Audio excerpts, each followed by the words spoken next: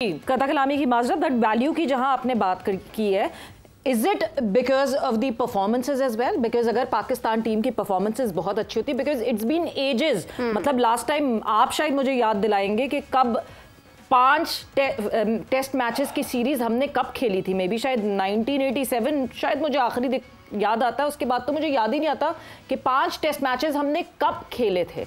हम क्यों नहीं ऑस्ट्रेलिया से 5 टेस्ट मैचेस खेल पाते, हम क्यों नहीं इंग्लैंड से? क्या वो इंटरेस्टेड नहीं है या हम भी इंटरेस्टेड नहीं है?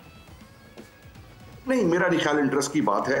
हम ऑस्ट्रेलिया में भी जाके टेस्ट मैच 3 खेले हैं, हम इंग्लैंड में 4 खेले हैं, हम फिर अगले साल 3 टेस्ट मैच खेल रहे हैं। बट जैसे मैंने अर्ज किया कि शेड्यूलिंग एक इशू है, दूसरा जो ये लीग्स आ गई हैं, विंडो बहुत टाइट हो गई है। आप देखें जो उनकी बीबीएल है, ऑस्ट्रेलिया की चूंकि बात हो रही है तो बीबीएल है, वो बीबीएल खत्म वो ओवरलैप करती है उनके टेस्ट सीजन से, एज कंपेयर्ड अगर आप देखें जो इंग्लैंड की 100s है वो 5 अगस्त से शुरू होगी, और उस 5 अगस्त की विंडो के लिए उन्होंने जो ऑनगोइंग 5 टेस्ट सीरीज है बिटवीन इंडिया एंड इंग्लैंड, उसको उन्होंने श्रिंक किया है ताकि उनके पास क्लियर विंडो मिले। सो ये बहुत सारे क्रिकेटिंग एस्पेक्ट्स होते हैं, सिर्फ कमर्शियल ही नहीं होता, बट आई बॉल्स का भी इशू होता है, प्लेयर्स की अवेलेबिलिटी का भी इशू होता है, शेड्यूलिंग का भी है।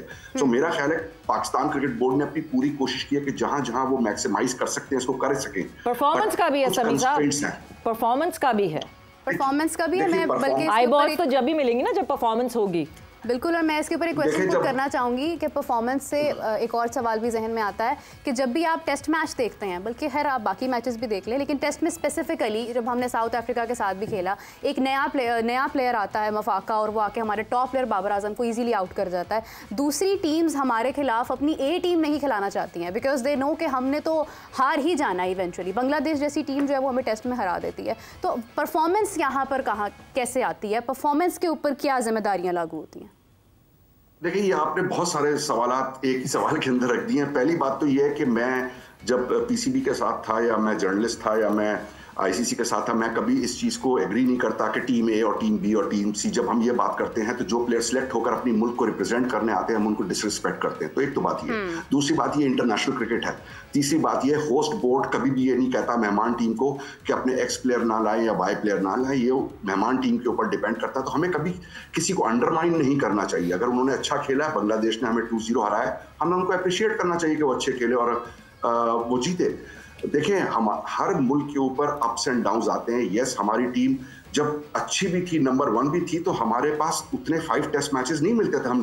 हम आज से 10 साल पहले की अगर आप इंडिकेट कर रही हैं, जब हम नंबर 1 हुए थे, उस वक्त भी हमारे पास कौन से 5 टेस्ट मैच हमें मिलते थे? 4 टेस्ट मैच मिले थे 2016 के अंदर इंग्लैंड के अंदर। और ये मैं जैसे अर्ज कर रहा हूँ कि ये शेड्यूलिंग का इशू है, फिर उसके अंदर फाइनेंशियल्स का इशू है, और ये जब आप क्लब करते हैं तो team performance yes it matters, मैं ये नहीं कह रहा कि नहीं मैटर करती है, बट इसके अलावा भी बहुत सारे एलिमेंट्स होते हैं जिनको जो इवेंट मैनेजर्स होते हैं या क्रिकेट मैनेजर्स होते हैं उनको बड़ी तकलीफ होती है इन सब चीज़ों को शेड्यूल करने के लिए। आईसीसी टाइम्स के ऊपर जब एफटीपी बनता था तो उसकी सीरीज ऑफ मीटिंग्स हुआ करती थी। अभी भी 2027 पोस्ट 27 का जो एफटीपी बनना है, मुझे यकीन है कि पीसीबी के अंदर अपनी ना सिर्फ प्लानिंग हो रही होगी बट वो लॉबिंग भी कर रहे होंगे, दूसरे बोर्ड से भी बात कर रहे होंगे कि उनको अच्छे विंडोज मिल जाएं और उनको अच्छे मैचेस मिल जाएं।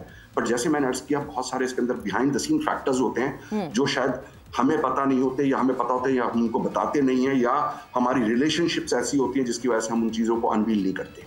हाफिज, लॉबिंग ऑब्वियसली जो बैकडोर चैनलिंग की बात की समी साहब ने, वो बड़ी ज़रूरी होती है जब आप ये सीरीज़ पुट अप करते हैं। कौन सा बोर्ड आपसे खेलना चाहता है, कौन सा ज़्यादा इंटरेस्टेड है खेलने के लिए, बिकॉज वही है कि हम इतने फाइनेंसेस साथ नहीं लेकर आते जब हमारी सीरीज़ किसी और बोर्ड के साथ होती है। बट साथ ही साथ ऑब्वियसली वर्ल्ड टेस्ट चैम्पियनशिप को हम देखें तो हमें ज़रूरत भी है कि हमारी एफटीपी में नंबर ऑफ टेस्ट ज़्यादा हों। उन प्लेयर्स के लिए भी ज़रूरत है जो कि बहुत अरसे ऐसे ही बैठे रहते हैं क्योंकि टेस्ट क्रिकेट हो नहीं रही होती है। उसको कैसे मैनेज किया जाए? देखिए, 2 चीज़ें। एक ही है कि जहाँ पर बराबरी की बात है, बजाय इसके कि आईसीसी ये कहे कि हम 2 टियर सिस्टम की तरफ जा रहे हैं, आप इस चीज़ को यकीनी बनाने के लिए बात क्यों नहीं करते हैं कि आपकी टेस्ट क्रिकेट जो दुनिया के तमाम बड़े ममालिक हैं उनको मिलनी चाहिए। ये किस किस्म की वर्ल्ड टेस्ट चैम्पियनशिप है जिसमें दुनिया के 2 बड़े हरीफ जो हैं क्रिकेट के, वो खेलते ही नहीं हैं। आईसीसी को तो ख्याल ही नहीं आता इसका। वो किस किस्म की फिर ये हिकमत अमली है? जैसे अभी समी साहब फरमा रहे हैं कि इसमें बहुत सारे मसाइल हैं और इसमें जो टेस्ट मैचेस हैं टीमों को मिलने वाले, तो बजाय इसके कि आप ये 2 दर्जे की दर्जाती सिस्टम है, निज़ाम है, आप उसकी तरफ जाएं, आप इसको यकीनी बनाने के लिए काम क्यों नहीं करते कि तमाम टीमें इस बुनियाद पर अगर शेड्यूलिंग का इशू है तो वो सिर्फ पाकिस्तान के लिए ही क्यों है जी, हाँ। या फिर और ममालिक के लिए क्यों है? वो शेड्यूलिंग का जो निज़ाम है या जो मुश्किलात हैं वो इंग्लैंड के लिए, ऑस्ट्रेलिया के लिए और इंडिया के लिए क्यों नहीं है? वो न्यूजीलैंड के लिए या दीगर ममालिक के लिए क्यों नहीं है?